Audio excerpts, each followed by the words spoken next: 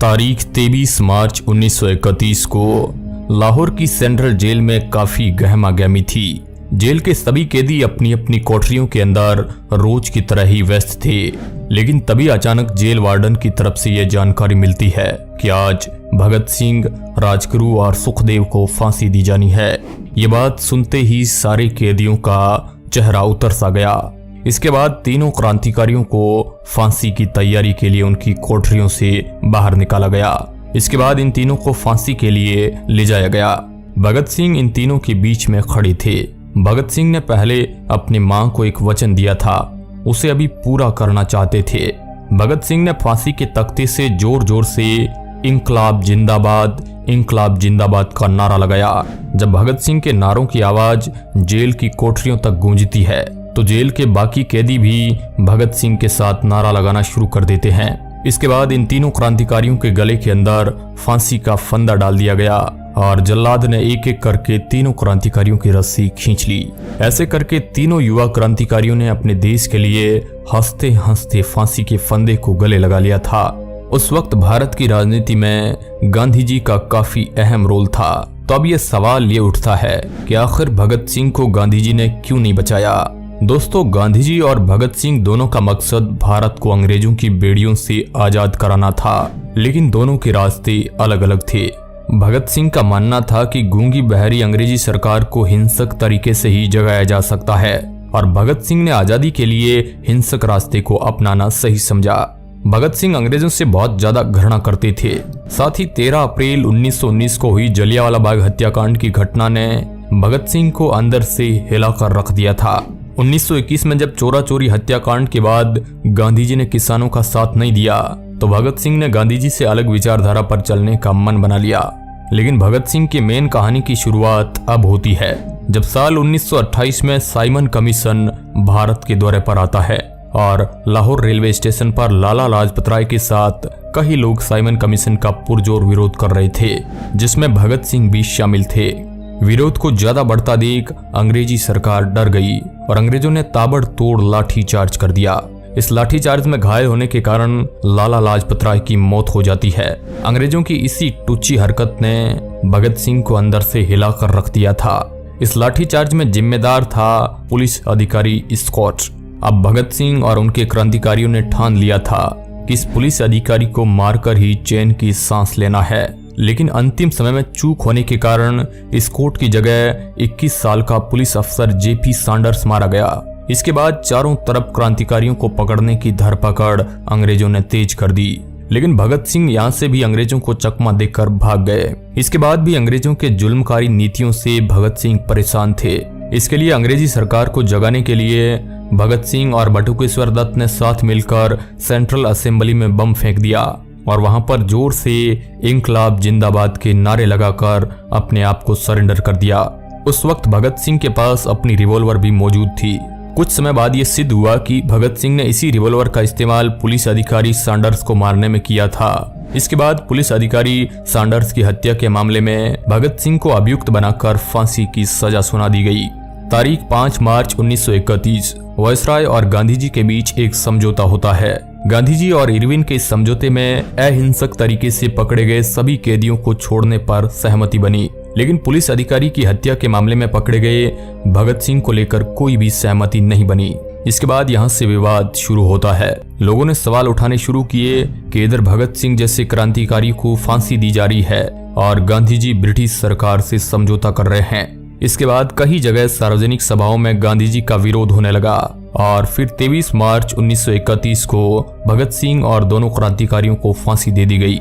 इसके बाद लोग आक्रोश से भरने लगे, लेकिन लोगों का यह गुस्सा केवल अंग्रेजी सरकार के खिलाफ नहीं था, बल्कि गांधी जी के प्रति भी लोगों में भयंकर गुस्सा था, क्योंकि गांधी जी ने इस बात का आग्रह उस समझौते में नहीं किया कि भगत सिंह की फांसी माफ नहीं की गई तो यह समझौता नहीं होगा। इसके बाद 26 मार्च 1931 को कराची में कांग्रेस का एक अधिवेशन हो रहा था। 25 मार्च को जब गांधी जी वहां पर इस अधिवेशन में हिस्सा लेने के लिए पहुंचे तो लोगों ने उनके खिलाफ जमकर विरोध प्रदर्शन किया और उनका स्वागत काले कपड़े दिखाकर किया। साथ ही गांधी मुर्दाबाद और गांधी गो बैक के नारे लगाए गए। कांग्रेस में सुभाष चंद्र बोस और कई लोगों ने गांधी जी और इरविन के समझौते का विरोध किया। वे मानते थे कि ब्रिटिश सरकार अगर भगत सिंह की फांसी को माफ नहीं कर सकती थी तो ये समझौता करने की जरूरत नहीं थी। हालांकि कांग्रेस वर्किंग कमेटी उस वक्त इस मामले में पूरी तरह गांधी जी के साथ थी। अब गांधी जी ने इस मुद्दे पर क्या कहा? गांधी जी ने इस मुद्दे पर कहा कि भगत सिंह की बहादुरी के लिए हमारे मन में सम्मान उभरता है, लेकिन मुझे ऐसा तरीका चाहिए जिसमें खुद को न्यौछावर करते हुए आप दूसरों को नुकसान नहीं पहुंचाए। वह कहते हैं कि सरकार गंभीर रूप से उकसा रही है, लेकिन समझौते की शर्तों में फांसी रोकना शामिल नहीं था, इसलिए इससे पीछे हटना ठीक नहीं है। गांधी जी ने कहा कि किसी खूनी, चोर या डाकू को भी सजा देना मेरे धर्म के खिलाफ है। मैं भगत सिंह को नहीं बचाना चाहता था, ऐसा शक करने की तो कोई वजह ही नहीं हो सकती। गांधी जी अपनी किताब स्वराज में लिखते हैं, मौत की सजा नहीं दी जानी चाहिए। वो कहते हैं कि भगत सिंह और उनके साथियों के साथ बात करने का मौका मिला होता तो मैं उनसे कहता कि उनका चुना हुआ रास्ता गलत और असफल है। ईश्वर को साक्षी रखकर मैं सत्य जाहिर करना चाहता हूँ कि हिंसा के मार्ग पर चलकर स्वराज्य नहीं मिलता, सिर्फ मुश्किलें ही मिल सकती है। मैं जितना तरीकों से वायसराय को समझा सकता था मैंने कोशिश की। मेरे पास समझाने की जितनी शक्ति थी इस्तेमाल की, जिसमें मैंने अपनी पूरी आत्मा उड़ेल दी। भगत सिंह अहिंसा के पुजारी नहीं थे, लेकिन हिंसा को धर्म नहीं मानते थे। इन वीरों ने मौत के डर को भी जीत लिया था। उनकी वीरता को नमन है, लेकिन उनके कृत्य का अनुसरण नहीं किया जा सकता है। उनके कृत्य का देश को फायदा हुआ ऐसा मैं नहीं कह सकता। गांधी जी ने 23 तारीख को सुबह वायसराय को एक निजी पत्र लिखा था। भगत सिंह को बचाने के लिए वायसराय को लिखी उस अनौपचारिक चिट्ठी में गांधी जी ने उन्हें जनमत का वास्ता देते हुए लिखा था, जनमत चाहे सही हो या गलत, सजा में रियायत चाहता है।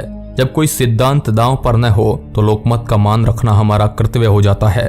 मौत की सजा पर अमल हो जाने के बाद तो वह कदम वापस नहीं लिया जा सकता है। यदि आप ये सोचते हैं कि फैसले में थोड़ी सी भी गुंजाइश है तो मैं आपसे ये प्रार्थना करूंगा कि इस सजा को, जिसे फिर वापस नहीं लिया जा सकता है, लेकिन इसे थोड़ी स्थगित करने पर विचार करें। दया कभी निष्फल नहीं जाती। गांधी जी सजा खत्म करने की जगह सजा टालने पर जोर क्यों दे रहे थे? लोग आलोचना करते हुए कहते हैं कि गांधी जी ज्यादा से ज्यादा सजा को कुछ वक्त के लिए रोकने के लिए अपील कर रहे थे, जबकि उन्हें सजा खत्म करवाए जाने या फिर उसे कम करवाने की कोशिश करनी चाहिए थी। मगर सवाल यह है कि क्या यह मुमकिन था? हम गुलाम देश में जी रहे थे। भगत सिंह पर पुलिस अधिकारी सैंडर्स की हत्या का इल्जाम था। अंग्रेज चाहते थे कि इन तीनों को मिली सजा बाकी युवाओं को डराए, उन्हें संदेश दे कि अगर उन्होंने अंग्रेजी हुकूमत के खिलाफ हथियार उठाया तो उन्हें बख्शा नहीं जाएगा। और एक और चीज थी जो भगत सिंह, राजगुरु और सुखदेव के खिलाफ जारी थी, वो माफी मांगने के खिलाफ थे। वो अपने लिए किसी तरह की रियायत नहीं चाहते थे। भगत सिंह खुद अपनी सजा माफी की अर्जी देने के लिए तैयार नहीं थे। जब उनके पिता ने इसके लिए अर्जी लगाई तो उन्होंने बेहद कड़े शब्दों में पत्र लिखकर इसका जवाब दिया था। गांधी जी का मानना था कि खून करके शोहरत हासिल करने की प्रथा अगर शुरू हो गई तो लोग एक दूसरे के कत्ल में न्याय तलाशने लगेंगे।